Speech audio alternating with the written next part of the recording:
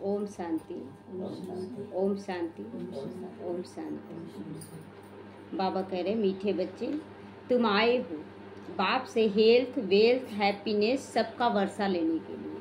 Health भी लेना चाहते हैं सभी लोग, शरीर स्वस्थ रहे। फिर क्या है, वेल्थ भी लेना चाहते हैं, धन धान्य संपत्ति सब कुछ लेना चाहते हैं यहाँ आते हैं तो। और तीसरा है कि खुशी भी लेना चाहते हैं। शरीर स्वस्थ है, धन है बहुत, लेकिन खुशी नहीं है तो भी अच्छा नहीं लगेगा। तो यहाँ पर बाबा से हम आए हैं हेल्थ, वेल्थ और हैप्पीनेस तीनों चीज़ लेने के लिए। ये है हमारा वर्षा। ईश्वरीय मत पर चलने से ही ये वर्षा मिलेगा। जितना हम बाबा की श्रीमत पर चलेंगे उतना हम वर्षे के हकदार बनेंगे। इसीलिए बाबा की श्रीमत पर हम सबको चलना है, तो ईश्वरीय मत पर चलना है। प्रश्न है, बाप ने सभी बच्चों को विकल्प जीत बनने की युक्ति क्यों बताई है? विकल्प कोई भी ऑप्शन रख देते हैं ना, अगर ये नहीं होगा तो ये सही। जैसे कि बाबा पर समर्पण करते हैं तो बाबा पर समर्पण करने से पहले सोच लेते हैं कि विनाश होगा कि नहीं होगा। अगर नहीं होगा तो क्या करेंगे, चलो थोड़ा सा इधर भी ठीक करके रख लेते हैं। तो ये है विकल्प। कोई विकल्प जब नहीं रहेगा ना कि एकदम बाबा ही मेरा सब कुछ है, मेरे पास कुछ नहीं, सब कुछ समर्पण कर दिए, तो मन में आता है ना कि थोड़ा सा तो रख लेते हैं। अगर नहीं रखते हैं तो आपका जिम्मेवार बाप हो जाता है। अगर तो आप थोड़ा सा रखते हैं तो उसमें क्या होता है कि बाप बोल रहा है कि पहले उसको खत्म कर लो बच्चे, तब तुम मेरे ऊपर समर्पण करना। तो इसीलिए हम लोगों को कोई विकल्प नहीं रखना है कि हाँ कर लें, छोड़कर अचानक चले जाएंगे, कुछ लेकर नहीं जाएंगे। तो बाबा कहता उत्तर दे रहा, विकल्प जीत बनने के लिए अपने को आत्मा समझो। आत्मा है, इस जन्म में आए हैं और उसका पाठ बजाएंगे चले जाएंगे। कोई विकल्प देगा उस समय? धर्मराज जब काल आएगा तो विकल्प देगा कि तुम मरोगे या नहीं मरोगे, कि 1-2 दिन और जिंदा रहना है, बोलेगा? पूछेगा क्या? नहीं। तो इसीलिए अभी से ही भाई भाई की दृष्टि रखो। कि ऐसे भी सोचते ना कि थोड़ा परिवार के लिए कर लेते हैं, थोड़ा ये। बाबा कहता भाई भाई की दृष्टि रखो। कोई भी अपना नहीं है और आत्मिक दृष्टि कोई पराया नहीं है, दोनों चीज समझना है। शरीर को देखने से विकल्प आते हैं। बच्चे हैं ना, बच्चों को तो देखना पड़ता है, परिवार है ना, देखना पड़ता है, ये सब विकल्प है। आप नहीं रहेंगे तो कौन देखेगा? कोई देखेगा ना, कोई। तो आपके बाद कौन देखेगा? आपके बाद कौन देखेगा? आप भूत बन के भी आ जाएंगे ना तो बोलेंगे जाओ हम लोग अपना देख लेंगे, तो आपके बिना भी ये मेला लगेगा और आपके रहते भी मेला है। इसीलिए भ्रिकुटी में आत्मा भाई को देखो। पावन बनना है तो यह दृष्टि पक्की करो, मैं आत्मा हूँ, कोई भी अपना नहीं है और कोई भी पराया नहीं है।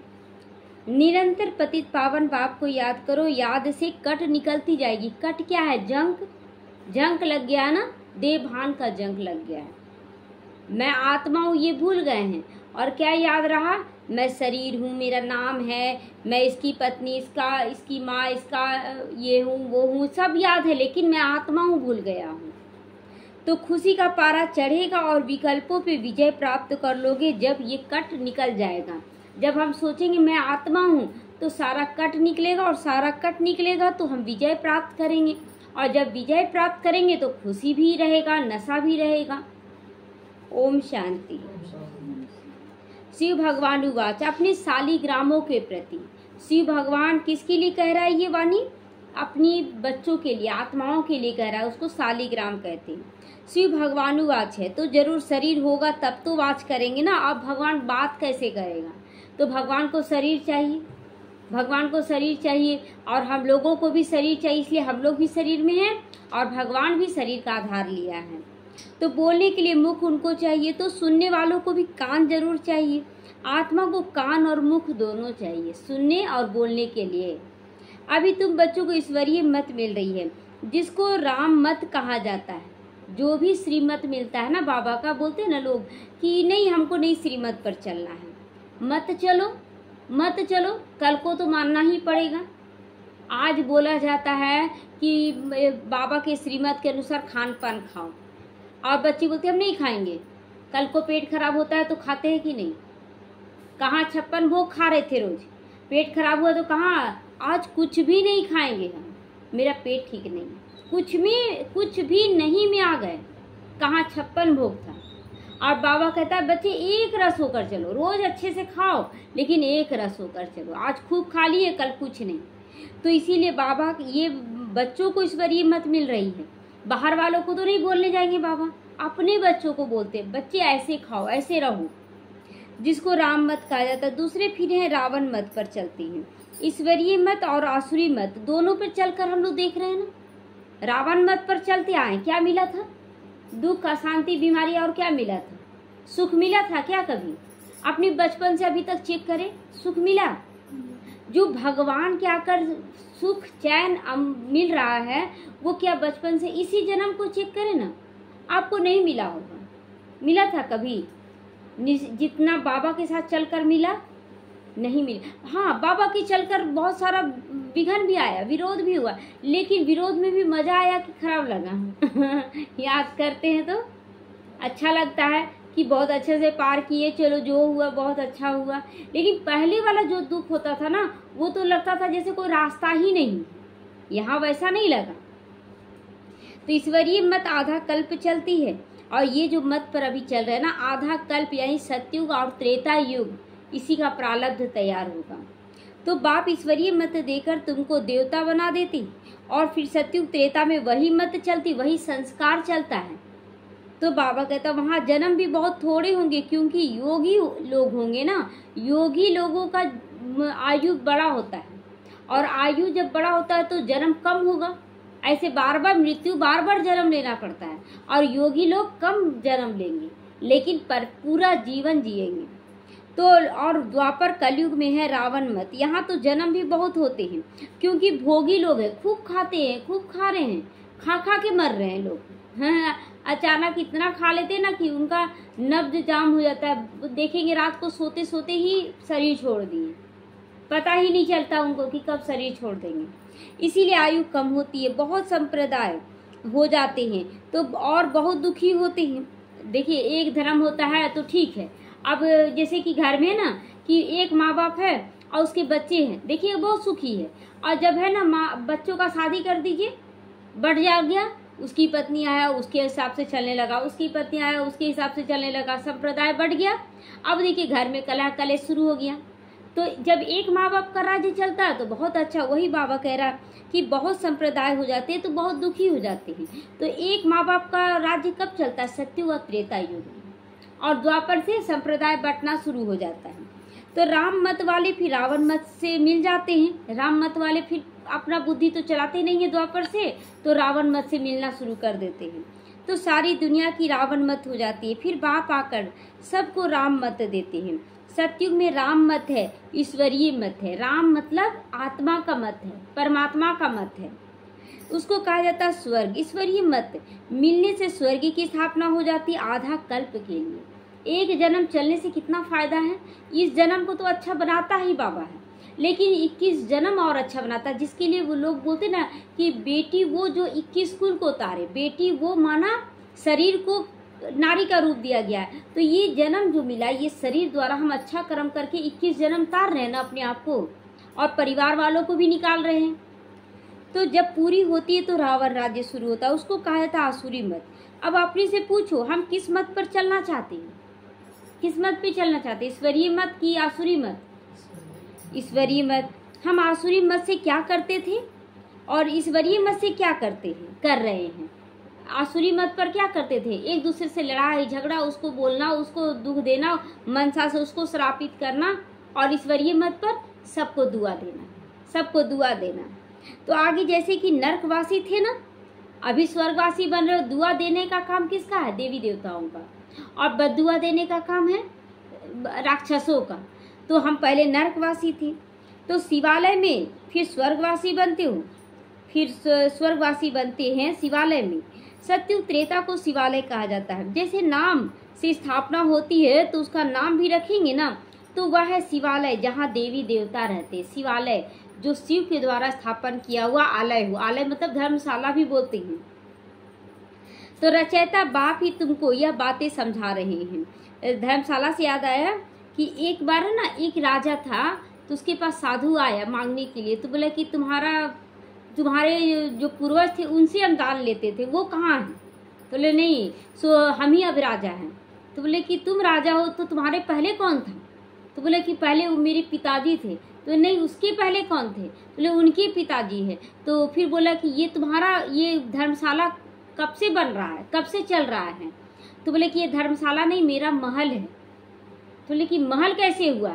जब तुम अभी आए हो, तुम्हारे पहले पिताजी का राज्य था, उसके पहले पिताजी के पिताजी का राज्य था, तो ये धर्मशाला ना हुआ कि बदल रहा है लोग। फिर तुम्हारा महल कैसे हुआ? आज हम लोग भी बोलते ना, अपना घर मेरा घर है। हाँ, क्या मेरा घर है? कल कोई और रहता था, परसों कोई और रहता था, कल हम नहीं रहेंगे तो कोई और रहेगा। तो बाबा कहता है ये धर्मशाला ही तो है, क्या रचते हैं वह भी तुम बच्चे समझती हो। अभी बाबा क्या रच रहे हैं? देवी देवता रच रहे हैं। तो सारी रचना इस समय उनको बुलाती है, हे पतित पावन, हे लिबरेटर, आओ रावण के राज्य से दुख से छुड़ाने वाले आओ। हम लोग सब पुकारते हैं, भगवान आओ, पति से पावन भी बनाओ और दुखों से छुड़ाओ भी। तो अभी तुमको सुख का मालूम पड़ा है कि सुख क्या है, तब सब इसको दुख समझते हो। पहले लोग नहीं समझते थे ना, दुख नहीं समझते थे कि दुख है, तो बोलते थे नहीं मेरे लिए यही सुख है। जब सुख का अनुभूति होता तब तो महसूस होता है कि दुख क्या चीज है। नहीं तो कई इसको दुख थोड़े ही समझते हैं। दुख झेल रहे, सबका दर्द हो रहा है, सबका तो दर्द है ही, झेल रहे हैं, लेकिन दर्द है तो सबका है। लेकिन निकलने का रास्ता अपनाते हैं ही, तो सोचते हैं कि दर्द जा ही नहीं रहा, बहुत दर्द है। क्यों दर्द है? जीवन भर आप सबको बद्दुआ दिए, वो बद्दुआ किसी और को नहीं लगा, आपको लग गया, आपको लग गया। आज दर्द झेल रहे हैं, हमेशा जैसे तैसे खान पान खाते आए जीवन भर, बुढ़ापा में दर्द झेल रहे हैं। तो जैसे बाप नॉलेजफुल है, मनुष्य सृष्टि का बीज रूप है, तुम भी नॉलेजफुल बनो। हम बच्चों को भी नॉलेजफुल बना रहे हैं। बीज में झाड़ की नॉलेज होती है ना, परंतु यह है जड़। जो बीज, आम का बीज, ये सब बीज जो होता है वो तो जड़ है। वो बोलेगा क्या कि मेरे से कौन सा? लेकिन हाँ, बीज को पहचान कर लोग बोलते हैं ना कि नहीं ये इस चीज का बीज है। लेकिन यहाँ शिव बाबा खुद बीज है, वो ही सब कुछ बताता है कि कौन सा बीज है। अगर चैतन्य होता तो बता देता, तुम चैतन्य झाड़ के हो, इसीलिए झाड़ को भी जानते हो। बाप को कहा जाता मनुष्य सृष्टि का बीज रूप, उसको कहा जाता सत्य चित्त आनंद स्वरूप, जिसके हृदय में केवल आनंद हो, परमानंद हो। तो इस झाड़ की उत्पत्ति और पालना, बाबा कहता है इस झाड़ की उत्पत्ति और पालना कैसे होती है, यह बाहर वाले नहीं जान रहे। उत्पत्ति भी हम लोग देख रहे हैं कि बाबा हम लोगों को कैसे शूद्र से ब्राह्मण बनाया, और पालना भी कर रहा है। ऐसे नहीं कि नया झाड़ उत्पन्न होता, नया तो कोई नहीं आया, यहाँ तो हम ही लोग हैं, पहले शूद्र थे अभी ब्राह्मण बन गए। तो यह बाप समझाते, पुराने झाड़ वाले मनुष्य बुलाते हैं ना कि आकर रावण से लिबरेट करो, क्योंकि इस रावण राज्य में है। कौन बुला रहा है? दुख में बुलाएंगे ना लोग, तो दुख में दुखी जो हो रहे वही बुलाते, भगवान आओ मेरे दुख को दूर करो। तो हम लोग सब क्या हैं? अभी पतित हैं। जब पावन बनेंगे तो फिर दुख से दूर हो जाएंगे। तो पावन कैसे बनेंगे? उनकी श्रीमत पर चलकर बनेंगे। मनुष्य तो न रचयिता को जानते, न रचना को जानते, न भगवान को जान रहे कि भगवान क्या करता है। हाँ, बोलते जरूर है पतित पावन आओ दुख हरता, लेकिन जान तो नहीं रहे ना कि भगवान आकर सही में दुख दूर कर देगा। तो दिन रात उनका नाम लेते, लेकिन आज देहधारियों के पीछे भाग रहे हैं क्योंकि उनको पहचान नहीं है। अगर पक्का निश्चय हो जाए कि भगवान दुख दूर करता है तो कहीं भागेंगे ही नहीं। हम लोग अब किसी का नाम लेने का मन करता है क्या? किसी का नाम नहीं। तो खुद बाप बतला रहे हैं, मैं एक ही बार हेवन बनाता हूँ, हेवन के बाद फिर हेल बन जाता है। रावण के आने से फिर वाम मार्ग में चले जाते हैं। सतयुग में हेल्थ वेल्थ हैप्पीनेस सब कुछ तुमको मिलेगा। शरीर भी सुंदर, देवी देवता का शरीर कितना सुंदर होता है, लालच नहीं आता है। जब देवी देवता का देखते हैं तो लालच आता है कि नहीं, ऐसा ही शरीर मिले, ऐसा ही सब कुछ मिले, देखने सब लालच आता, पूजने का मन नहीं करता, वैसा बनने का मन करता है। तो तुम यहाँ आए हो बाप से वर्षा लेने, कौन सा? हेल्थ भी, वेल्थ भी और हैप्पीनेस का, क्योंकि स्वर्ग में कभी कोई दुखी नहीं होता, इसलिए सब कुछ चाहिए वहाँ पर। तुम्हारे दिल में है कि हम कल्प कल्प पुरुषोत्तम संगम युग में पुरुषार्थ करते हैं। नाम ही कितना अच्छा है ना, नाम ही कितना अच्छा। स्वर्ग सुनते ही के साथ मुंह में पानी आ जाएगा कि स्वर्ग में जाएंगे, देवी देवता बनेंगे, वाह हमको तो करना है, जो करना है, एक ही जन्म ना करना है कर लेते हैं। लेकिन अभी भी जो नशा नहीं रहता है जिसमें, तो वो क्या करे, आज भी दुनिया के आगे भाग रहे, वो ऐसे कर रहा, वो ऐसे कर रहा, क्या मिलता है? अरे निश्चिंत हो जाए ना, बाबा के पास सौंप कर, क्या मिलता है? और एकदम जो हो रहा साक्षी दिष्टा होकर अपना श्रीमत पर चलते रहें। तो और कोई को युग को पुरुषोत्तम थोड़ी कहेंगे, ये युग पुरुषोत्तम है क्योंकि संगम युग पर खुद भगवान आकर हमें आत्माओं में उत्तम बनाते हैं। उनमें तो सीढ़ी नीचे उतरते आते हैं, सतयुग में आए, फिर त्रेता में आ गए, फिर त्रेता से द्वापर में आ गए, द्वापर से कलयुग, नीचे उतरते चले गए ना। अब कलयुग से डायरेक्ट सतयुग में बाबा ले जा रहा है। नशा होना चाहिए। समर्पण करो, बाप को बुलाते भी है, समर्पण भी करते, लेकिन यह मालूम नहीं रहता कि बाप कब आएगा। बोलते न, तन मन धन जो कुछ है सब कुछ है तेरा, तेरा तुझको अर्पण क्या लागे मेरा। बोल रहे लेकिन अर्पण करते हैं नहीं, अर्पण करते, सब अपने ऊपर यूज करते, ये लो ये लो, ये ऐसे करो, घूमो फिरो, ऐस मौज करो, समर्पण नहीं है। अच्छा आप कर रहे हैं सब कुछ, कौन देख रहा है आपको? देख रहा है? कैसे नहीं कोई देख रहा, आप खुद अपने आप को देख रहे हैं और ऊपर वाला देख रहा है, देख रहा है ना। हम कहीं भी रहें तो हम किस हिसाब से चल रहे हैं ना, सबसे पहले हम देख रहे हैं अपने आप को। हम भगवान का श्रीमत जान रहे हैं, अगर हम करते हैं तो अपने आप में अंदर से आवाज आता है क्या कर रहे हैं, नहीं करना चाहिए। फिर ऊपर से परमात्मा का ज्ञान याद आता है कि भगवान भी देख रहा है। पुकारते ओ गॉड फादर लिबरेट करो, गाइड करो, बुलाते हैं जब दुखी होते तो कि आओ हमको निकालो दुख से और हमको बताओ कि हमको क्या करना चाहिए। लिबरेटर बनेंगे तो जरूर आना पड़ेगा, दुख से निकालने के लिए हाथ पकड़कर ले जाने के लिए आना पड़ेगा उनको, फिर गाइड बनकर ले जाना पड़े, फिर गाइड बनकर ले जाते भी हैं कि दुख की दुनिया से निकलो बच्चे यहाँ से, ये पूरा कलयुग है ना, ढहने वाला है, तो निकाल कर हाथ पकड़ कर ले जा रहे हैं ना। आज लोग बोलते हैं हम लोग कलयुग में हैं, और हम लोग क्या बोलते हैं, हम संगम युग पर हैं। संगम युग अलग नशा चढ़ जाता है। तो बाप बच्चों को बहुत दिनों के बाद देखते हैं, बड़ा खुश होते हैं। बाबा कितने समय के बाद मिले हैं? बाबा 5000 साल के बाद मिले हैं। तो वह है हद का बाप, यह बेहद का बाप है। बाप क्रिएटर है, रच करके फिर उनकी पालना भी करते हैं। हम लोगों को रचना कर ले रहे हैं और उसका पालना करते हैं कि नहीं? इसी जन्म में पालना कर रहे हैं कि नहीं, कि सतयुग में पालना होगा? इसी जन्म में पालना होना शुरू। बाप जिम्मेवारी ले लेता है हम सब बच्चों का, लेकिन किस बच्चे का? अब जो शराब पी रहा उसका जिम्मेवारी आप लेंगे क्या? नहीं लेंगे। उसी तरह अगर आप माया का नशा रखते हैं उसका जिम्मेवार बाप नहीं होगा। आप बाप की श्रीमत पर चलिए, देखिए उस जिम्मेवारी लेता है कि नहीं। तो पुनर्जन्म तो लेना पड़ता है, किसी को 10 किसी को 12 बच्चे भी होते हैं, परंतु वह सब हद के सुख है, जो काग विष्टा के समान हद का सुख है ना। जब तक 10 बच्चे आप जन्म दिए, सबको पालना दे रहे, बड़ा अच्छा लग रहा है। शादी ब्याह कीजिए ना, एक का उधर बोलेगा भागेगा, एक उधर भागेगा, कोई देखने वाला नहीं रह जाएगा। इसीलिए कहते हैं ना कि एक कुआं सबको पानी पिलाता है, लेकिन 10 पोखर एक कुआं को पानी नहीं पिला सकता है। पिला सकता है? नहीं। तो तमो प्रधान बन जाते हैं। तमो प्रधान में सुख बहुत थोड़ा होता है, तुम सतो प्रधान बनते हो तो सुख बहुत भोगते हो। हम लोगों के जीवन में सुख बहुत ज्यादा है। अभी से ही सुख आ गया ना, अभी से ही आ गया सारा कुछ निश्चिंत, बस सेवा कर रहे हैं, मजा आ रहा है। और सेवा भी करते तो ये थोड़ी कि होना है, बाबा कराने वाला करा रहा, हमको करते चले जा रहा, बस।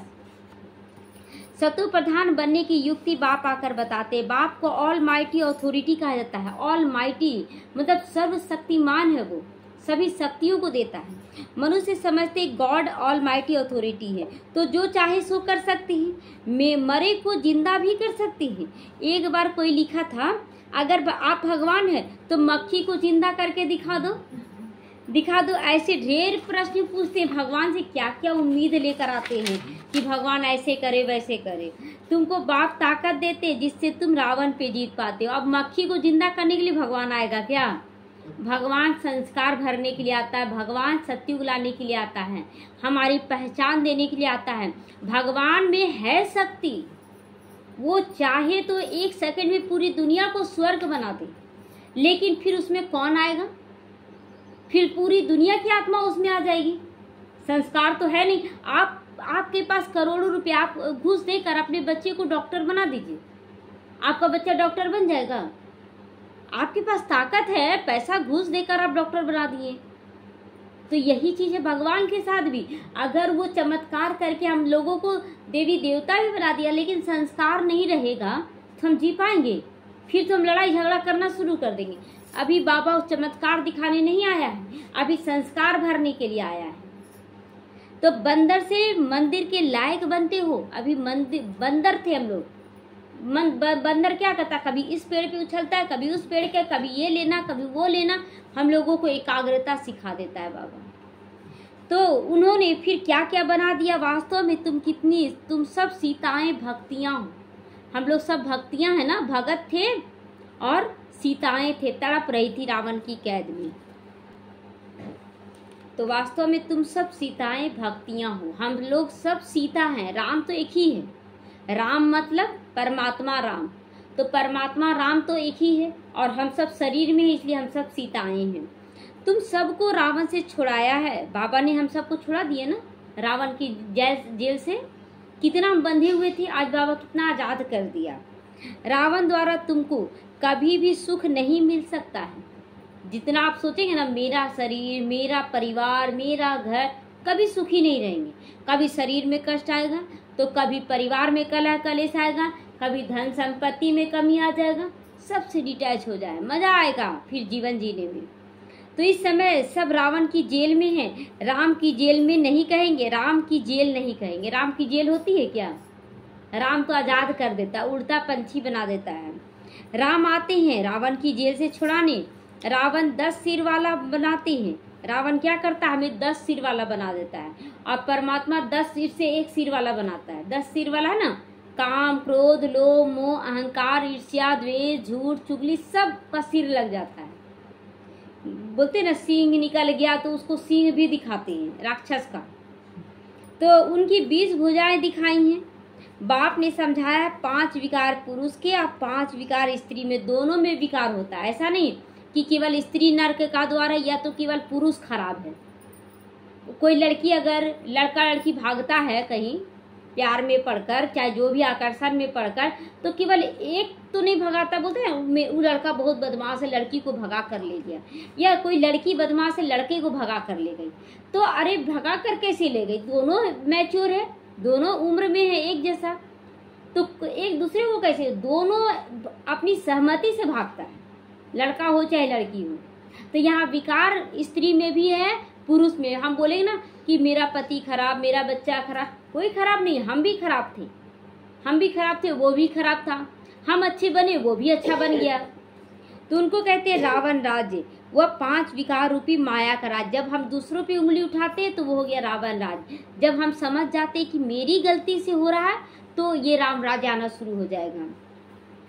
ऐसे नहीं कहेंगे इनके पास बहुत माया है, माया का नशा चढ़ा हुआ है। नहीं, अगर किसी के पास बहुत धन संपत्ति होता है तो लोग बोलते हैं ना, इसके पास बहुत माया है, इसीलिए घमंड चढ़ा हुआ है। धन को माया नहीं कहते। अब लक्ष्मी नारायण को जितना जेवर पहनाते हैं, उनके जैसा तो अमीर कोई नहीं है, तो उनको तो घमंड हो जाना चाहिए। माया धन संपत्ति नहीं है, माया विकार है। अहंकार जो है वो खराब है, धन खराब नहीं। धन तो चाहते हैं सभी लोग, तो धन को माया नहीं कहेंगे, धन संपत्ति को कहा जाता है। तुम बच्चों को संपत्ति आदि बहुत मिलती है, तुमको अब कुछ भी मांगने की दरकार नहीं, क्योंकि ये पढ़ाई, अभी पढ़ाई करो, कुछ मांगने की दरकार नहीं। पढ़ाई पढ़ते जाओ, श्रीमत पर चलते जाओ, समस्याएं अपने आप खत्म होती जाएंगी। आप सुबह उठते हैं, अगर 7-8 बजे उठे तो आपको काम में कितना देर लगेगा कि कैसे क्या करें, बहुत देरी हो गया। लेकिन जब बाबा कहता है कि जब आप सवेरे उठ जाते हैं, उस बीच में बैठे, तो बाबा कहता है जब आप सुबह उठ जाते हैं और काम करना शुरू कर देते हैं तो टाइम पे काम होता है कि नहीं। लेकिन वही लेट से उठिए, आज बहुत देर हो गया, जल्दी कर, और हड़बड़ाहट हो जाता है, मन भी शांत नहीं रहता है। लेकिन सवेरे उठकर स्थिरता से काम कर लीजिए, टाइम ही टाइम बच जाता है फिर दिन भर। तो पढ़ाई में मांगना होता है क्या, मांगना पड़ रहा है क्या? टाइम मिले ना तब हम करें। बाबा तो टाइम बहुत दिया, हम सोने में टाइम दिया। अब बोलते हैं कि नींद भी पूरा होना चाहिए ना, नींद तो 2 घंटा 3 घंटे में भी पूरा हो जाता है, लेकिन पूरा क्यों नहीं होता है? क्योंकि यहाँ से चिंता फिकर लेके सोते हैं। रात में भी ना मन दौड़ता रहता, कहाँ जाएं, कैसे ठीक होगा, मन को आराम ही नहीं मिल रहा है। और कितना देर आप उसको सुलाए रखते हैं, फिर भी बोलते अच्छा नहीं लग रहा। लेकिन अगर आप निश्चिंत होकर सो जाइए 1 घंटा भी, आज तो बहुत अच्छा लगा। कभी कभी ऐसा महसूस हुआ कि नहीं कि 1 घंटा भी सो ली ना, पूरा शरीर का थकावट दूर हो गया। तो ये मन का सोना हुआ कि अगर मन में संकल्प नहीं चल रहा, मन एकदम स्थिर है, खुश है, तो आपको 1-2 घंटा में भी आराम मिल जाता है। आज बोलते हैं ना लोग कि आप लोग सोते कब हैं, उठते कब हैं? अब रात में 11 भी बज जाता है ना, 11 साढ़े 11 भी बज जाता है, तो आदत जो मन को पड़ गया ना कि 2 बजे उठना है ना, उठ ही जाते हैं 2 बजे। ये मन को देना है संकल्प। और नींद पूरा होता है कि नहीं? नींद भी पूरा हो जाता है। तो पढ़ाई में मांगना होता है क्या? जो टीचर पढ़ाएंगे वह स्टूडेंट पढ़ेंगे। यहाँ मांगना पड़ रहा है क्या? पढ़ाई दो। नहीं, पढ़ा रहा बाबा, आपको पढ़ना है। जितना जो पढ़ेंगे उतना पाएंगे, जितना पढ़ेंगे उतना पाएंगे। इसलिए पढ़ाई पे विशेष अटेंशन रखना है। बाबा क्या क्या बोला, ध्यान से सुनेंगे। मांगने की बात नहीं, इसमें पवित्रता भी चाहिए। पवित्रता क्या चाहिए?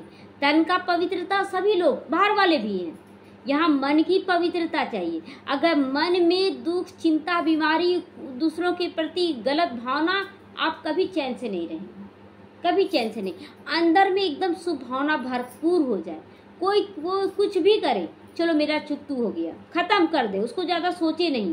कोई गाली दिया, चलो मेरा बहुत बड़ा बीमारी चुकतू करके वो चला गया। शुभ भावना, चलो तुम्हारा भी कल्याण हो सकता है। ऐसा कर नहीं पाते हैं तो क्या बोलते हैं? बहुत ज्यादा विघन आ रहा, बहुत ज्यादा विघन आ रहा, कर नहीं पाते हम।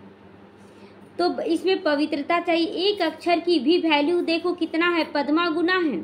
तो बाप को पहचानो, याद करो। बाप ने पहचान दी है ना कि जैसे आत्मा बिंदी वैसे मैं भी आत्मा बिंदी हूँ। वह तो एवर पवित्र है, शिव बाबा एवर पवित्र है। शांति, ज्ञान, पवित्रता का सागर है, एक की ही महिमा है। सबका पोजीशन अपना अपना होता है ना। अब देखिए डॉक्टरों में भी पोजीशन होता है, तो सबका अपना अपना पोजीशन होता है। नाटक भी बनाया है, कण कण में भगवान। जिन्होंने नाटक देखा होगा वो जानते होंगे कि कण कण में भगवान आ जाते। जैसे अब प्रहलाद वाला कहानी है, खम्बे में भगवान आ गए, लेकिन कहीं से तो आएगा ना बाबा। वो याद कर रहा है, यहाँ से आ जाओ। जैसे पेड़ के पास हम तपस्या करने लगे, तो पेड़ के पास कंटिन्यू याद कर रहे हैं कि आप भगवान, आप आइए। अब भगवान कहाँ से आएगा? पेड़ से आ गया, क्योंकि हम पेड़ के पास ध्यान लगा रहे। तो क्या बोल दिए? पेड़ में ही भगवान है। फिर सागर के पास बैठे, बड़ा दिल से याद करे, आ जाते भगवान तो अच्छा होता। भगवान सुन के बैठे हुए थे, सागर से निकल आए तो सागर में भगवान है। तो आप याद किए तो भगवान आया, ऐसे क्यों नहीं आ जा रहा सब जगह? तो जो महावीर बच्चे होते हैं उनको तो बाबा कहते हैं तुम भल कहीं भी जाओ, सिर्फ साक्षी होकर देखो कि मैं कितना याद करता हूँ, और साक्षी होकर सबके पाठ को देखो, कुछ संकल्प विकल्प नहीं चलाओ। अभी तुम बच्चे राम राज्य स्थापन कर रावण राज्य को खलास कर देते हो, यह बेहद की बात है। वो कहानियां हद की बना दी हैं। तुम हो शिव शक्ति सेना। क्या बोल दिया बाबा हम लोगों को? शिव शक्ति सेना। शिव शक्ति का मतलब क्या होता है? कल्याणकारी शक्ति हो, कल्याणकारी शक्ति हो। अब किसी को मारने पीटने वाला शक्ति थोड़ी बाबा दे रहा है, कल्याण करने की शक्ति। मेरे अंदर सहन शक्ति नहीं था तो लड़ाई हो जाता था, सहन शक्ति आ गया तो हम लड़ाई करना बंद कर दिए, तो कल्याणकारी शक्ति हो गया। तो शिव ऑल माइटी है, शिव की शक्ति लेने वाले, शिव की सेना तुम हो। उन्होंने फिर शिव शक्ति नाम रख दिया है। अब तुम्हारा नाम क्या रखे? तो तुम्हारा नाम रखा है प्रजापिता ब्रह्मा कुमार कुमारी। हम लोग कौन हो गए? प्रजापिता की संतान, कुमार कुमारियां। शिव की तो सभी संतान है, वैसे पूरा विश्व की आत्मा है शिव की संतान, सारी दुनिया की आत्माएं उनकी संतान है। शिव से तुमको शक्ति मिलती है। शिव बाबा तुमको ज्ञान सिखलाते हैं, अभी ज्ञान दे रहे हैं ना हम लोगों को, जिससे तुमको इतनी शक्ति मिलती है जो आधा कल्प तुम सारे विश्व पे राज कर सकते हो। तो एक जन्म क्या दिक्कत है? बाबा के हर श्रीमत पर चलना कोई दिक्कत है? एक जन्म चलना है, बस प्रतिज्ञा करें, हमको करना है एक ही जन्म, फिर हर जन्म तो अच्छा ही होगा। तो तुम्हारी यह योग बल की शक्ति। और देखिए इसी जन्म से सुख मिलना शुरू होता है, ऐसा नहीं इंतजार करना पड़ेगा कि सतयुग में जाएंगे तब सुख मिलेगा, नहीं। और उन्हों की है बाहुबल, लड़ाई झगड़ा करके सोचते हैं राज्य ले ले। भारत का प्राचीन राजयोग गाया हुआ है, चाहते भी भारत का प्राचीन योग सीखे जिससे पैराडाइज स्थापन हो। कहते हैं क्राइस्ट से इतने वर्ष पहले पैराडाइज था, क्राइस्ट के 3000 साल पहले स्वर्ग था, लेकिन स्वर्ग में क्या था ये कोई नहीं जानता है। वह कैसे बना? योग से बना था। तुम हो पवित्र प्रवृत्ति मार्ग वाले सन्यासी। हम लोग गृहस्थ में रहते क्या बन जाए? सन्यासी, कोई चीज का इच्छा ना रखें, ये मिले। वह घर बार छोड़कर जंगल चले जाते हैं। ड्रामा अनुसार हर एक को अपना पार्ट मिला हुआ है। इतनी छोटी सी बिंदी में कितना पार्ट है, इसको कहा जाता है कुदरत है, साइंस कहा जाता है ना। इतना छोटा सा चिप में गाना कितना सारा भर देता है। और उसी तरह एक छोटी सी आत्मा में 5000 साल का नूंद है। तो ये हो गया कुदरत, वो हो गया साइंस। तो बाप तो एवर सर्वशक्तिमान गोल्डन एज है, तो अभी तुम उनसे शक्ति लेते हो। यह भी ड्रामा बना हुआ, ऐसे नहीं कि हजारों सूर्य से तेजोमय है। वह तो जिसका भाव बैठता है तो वैसी भावना से देखते। एक व्यक्ति आया था बाबा के पास और मन ही मन बोल रहा है कि अगर तेज प्रकाश का साक्षात्कार हो जाए तो मानेंगे भगवान हैं। अब वो बैठा हुआ था ना, तो अचानक से खूब तेज प्रकाश, बाबा इतना प्रकाश कि आँख उसका चौंधियाने लगा। तो बोलते बस करो बस करो। अब बाबा देता जा रहा लाइट, लो पूरा साक्षात्कार कर ही लो। तो ये बाबा ना जिसका जैसा भाव ना वैसा दिखा देता है, तो वैसा भावना से देखती हैं। आंखें लाल लाल हो जाती, बस करो, हम नहीं सहन कर सकते। बाप कहते वह सब भक्ति के संस्कार हैं। हम लोग भी वही बोलते थे, बाबा आप देहधारी नहीं हो ना, तो हमको आपका साक्षात्कार चाहिए, हमको शिव का साक्षात्कार। कभी नहीं सोचे थे कि ब्रह्मा का हो, इसलिए आज तक नहीं ब्रह्मा का साक्षात्कार हुआ हमको। हाँ, शिव बाबा का साक्षात्कार हुआ। तो जो जैसा भावना रखता है ना वैसा प्राप्ति होता है। तो यह तो नॉलेज इसमें पढ़ना है। बाप टीचर भी है, पढ़ा रहे हैं। हमको कहते हैं तुमको तमो प्रधान से सतो प्रधान बनना है। क्या बाबा बोल रहा है? तमो प्रधान से सतो प्रधान बनना है, मतलब एकदम खराब से एकदम अच्छा बन जाना है। बाबा ने समझाया hear no evil talk no evil, मतलब ना बुरा बोलना है, ना बुरा देखना है, ना बुरा सुनना है, ना बुरा सोचना है, ना बुरा करना है। 5 बंदर है बाबा के। मनुष्यों को पता ही नहीं यह किसने कहा। पहले बंदर का चित्र बनाते थे, अभी तो मनुष्यों को बनाते हैं, अभी मनुष्य को ही बनाकर बैठा देते हैं। बाबा ने नलिनी बच्ची को बनाया था, नलिनी बच्ची है बाबा की, उनको है ना बंदर बनाए थे आंख बंद करते हुए। मनुष्यों को भक्ति का नशा कितना है, भक्ति का राज है ना, तो अभी होता है ज्ञान का राज। फर्क हो जाता है। बच्चे जानते बरोबर ज्ञान से बहुत सुख मिलता है, फिर भक्ति से सीढ़ी नीचे उतरते आते हैं। हम पहले सतयुग में जाते हैं, फिर जू मिसल नीचे उतरते हैं। जब चढ़ना रहता है ना तो हवाई जहाज से चढ़ जाते ऊपर, और जब नीचे उतरना रहता है तो धीरे धीरे जू कैसे चलता वैसे 5000 साल में नीचे उतरते हैं। तो 1250 वर्ष में 2 कला कम होती, मात्र 2 कला 1250 वर्ष में। चंद्रमा का मिसाल दिखाते हैं।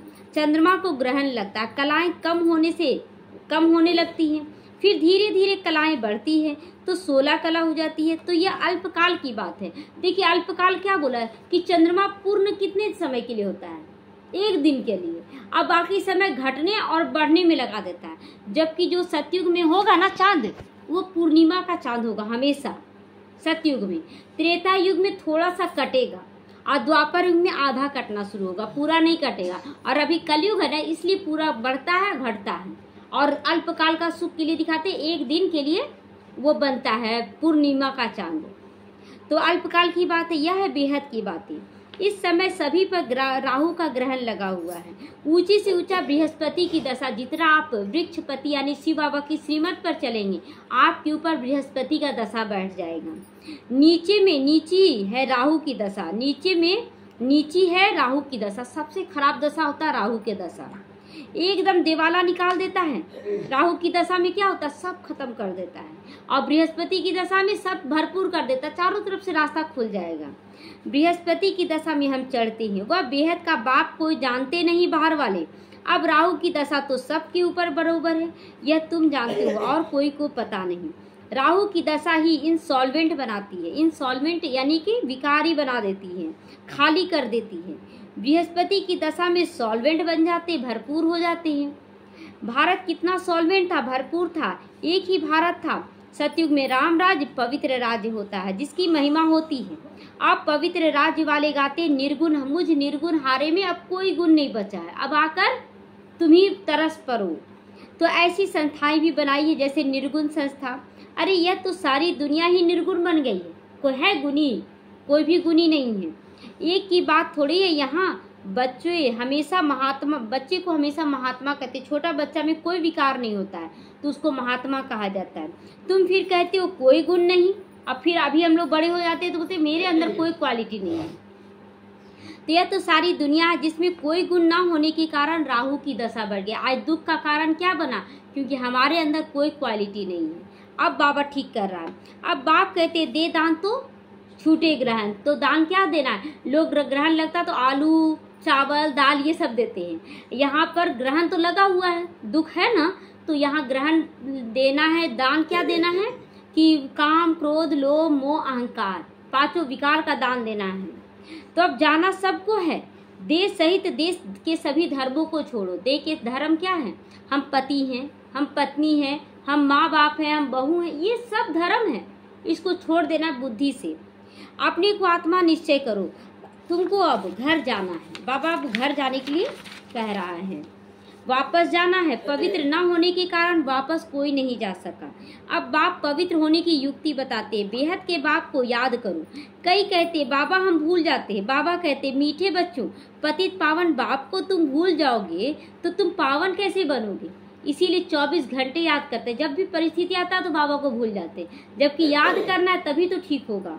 विचार करो, ये क्या कहते हो तुम? बाप को भूल जाते हो? जानवर भी ऐसे नहीं कहेंगे कि हम अपने बाप को भूल जाते हैं, और तुम क्या कहते हो? बाप को भूल जाते हैं। मैं तुम्हारा बेहद का बाप हूँ, तुम आए हो बेहद का वर्षा लेने। निराकार बाप साकार में आए हैं, किसके लिए? तुम्हारे लिए, पढ़ाने के लिए आते हैं डेली। अभी बाप नींद में प्रवेश किया। ये हो गए बाप दादा। दादा मतलब भाई भी होता है और दादा मतलब दादा भी होता है। तो दोनों की आत्मा इस भ्रिकुटी के बीच में बैठी हुई है। ब्रह्मा की भ्रिकुटी यहाँ पर बैठी हुई है। तुम कहते हो बाप दादा, तो जरूर दोनों आत्माएं होंगी, शिव बाबा और ब्रह्मा की आत्मा। तुम सब बने हो प्रजापिता ब्रह्मा कुमार कुमारी। जब तक ब्रह्मा के नहीं बने तब तक भाग्य कैसे मिलेगा? ब्रह्मा द्वारा भाग्य बांटा जाता है ना, तो उनके बच्चे बनना है। तुमको नॉलेज मिलती है तो तुम जानते हो हम कौन हैं। भाई भाई हैं हम लोग। फिर प्रजापिता ब्रह्मा द्वारा हम भाई बहन बनते हैं। हम लोग फिर भाई बहन बनते हैं। यह याद पक्की चाहिए। परंतु बाबा देखते हैं कि बहन भाई में भी नाम रूप की कशिश हो जाती है, आकर्षण हो जाता है। बहुतों को विकल्प आते हैं, शादी कर ले, ऐसी ही पत्नी चाहिए, ऐसा पति चाहिए। ज्ञानी आत्मा के लिए कहते हैं। अच्छा, शरीर को देखकर विकल्प आते हैं। तो अब बाप कहते हैं अपने को आत्मा समझ, भाई भाई की दृष्टि पक्की करो, है ना, भाई बहन का भी नहीं।